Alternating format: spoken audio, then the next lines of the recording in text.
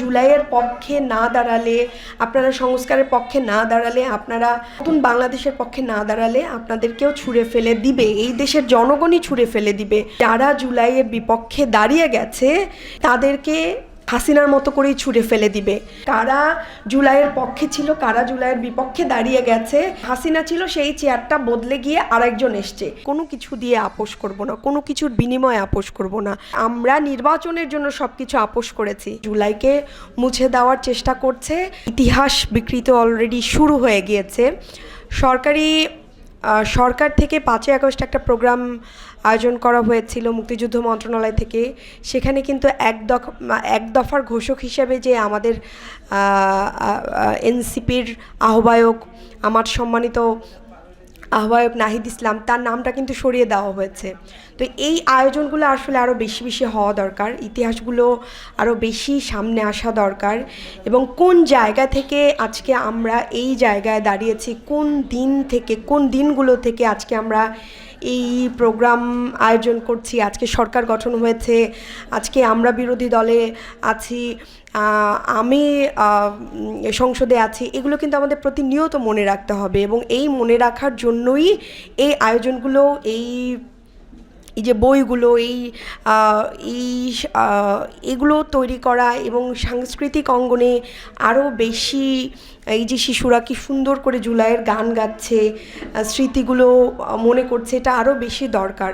কারণ অলরেডি আমাদের মধ্য থেকে, আমাদের ভেতর থেকে জুলাইকে মুছে দেওয়ার চেষ্টা করছে। কারণ এই যে জুলাই সনদ বাস্তবায়ন না হলে, গণভোট বাস্তবায়ন না হলে আমরা কিন্তু আবারও পুরনো দিনে ফিরে যাব। এবং এই বাস্তবায়নের বিপক্ষে যারা দাঁড়িয়েছে, বর্তমান সরকার অলরেডি জুলাই সনদের এবং জুলাইয়ের বিপক্ষে দাঁড়িয়ে গেছে। যদিও তারা মুখে বলছেন যে তারা জুলাইকে ধারণ করে, কিন্তু কাজে আমরা সেটা দেখছি না। তো সেই জায়গা থেকে আমাদের নিজেদের উদ্যোগী হয়ে জুলাইকে বাঁচিয়ে রাখার জন্য চেষ্টা চালিয়ে যেতে হবে। কারণ আমরা আসলে চাচ্ছি যে একটা জনকল্যাণমূলক রাষ্ট্র, যে রাষ্ট্রের আসলে যে রাষ্ট্রে কোনো দাবি দেওয়া, কোনো কথা, কোনো যৌক্তিক কথার জন্য আমাদের সন্তানরা আর জীবন দিবে না। তো এই যে আবু সাইদ, মুগ্ধরা, ওয়াসিমরা জীবন দিয়ে গেল, এই জীবনের মূল্য আসলে যারা সরকারে আছে তারা এই কি চিন্তা নিয়ে, কোন কারণে এই যে এতগুলো প্রাণ দিয়ে গেল আমাদের ছেলেরা, এই জিনিসটা কিন্তু তারা এখন আর মনে করছে না। তারা ভাবছে যে শুরু থেকেই তাদের মধ্যে প্রথম থেকেই একটা চিন্তা ছিল নির্বাচন। তারপর তো সালাউদ্দিন সাহেব উনি সংসদে দাঁড়িয়েই যে বললেন যে আমরা নির্বাচনের জন্য সব কিছু আপোষ করেছি। কিন্তু আমরা এই যারা আছি, যারা সংস্কারের পক্ষে লড়ছি, আমরা সংস্কারের সাথে কোনো কিছু দিয়ে আপোষ করব না, কোনো কিছুর বিনিময়ে আপোষ করব না।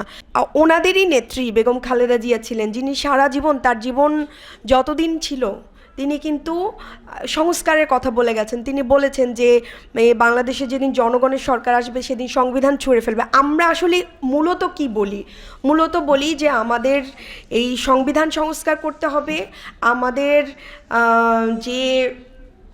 যে কাঠামো, এই যে দুদকের আলাদা আমরা কমিশন চেয়েছি, আমরা মানবাধিকার কমিশন চেয়েছি, আমরা গুম কমিশন চেয়েছি, কিন্তু ওনারা এগুলো কোনো কিছু রাখছে না। ওনারা জাস্ট চেয়ারটা একজন হাসিনা ছিল, সেই চেয়ারটা বদলে গিয়ে আরেকজন এসছে, কিন্তু যেই কাঠামো ছিল সেই কাঠামোর কোনো পরিবর্তন হয় না। অথচ আমাদের লড়াইটা ছিল, জুলাইয়ের লড়াইটা ছিল এই কাঠামো পরিবর্তনের।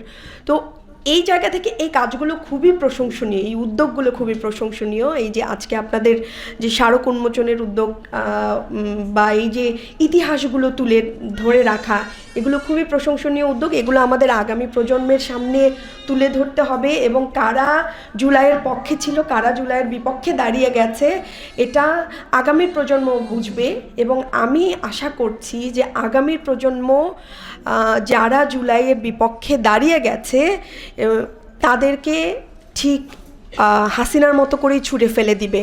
আমরা কিন্তু মনে করিয়ে দিচ্ছি যে আপনারা জুলাইয়ের পক্ষে না দাঁড়ালে, আপনারা সংস্কারের পক্ষে না দাঁড়ালে, আপনারা নতুন বাংলাদেশের পক্ষে না দাঁড়ালে আপনাদেরকেও ছুঁড়ে ফেলে দিবে, এই দেশের জনগণই ছুঁড়ে ফেলে দিবে।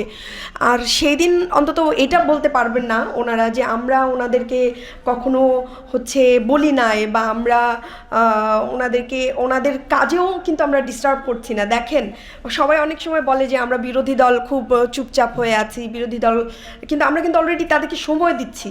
আমরা সময় দিচ্ছি যে আপনারা শুধরান, দেখেন আমরা বলছি, বিভিন্ন জায়গায় প্রোগ্রামে বলছি, কিন্তু তাদের কোনো কর্ণপাত হচ্ছে না। দেখেন, সব জায়গায় দলীয়করণ শুরু হয়ে গেছে।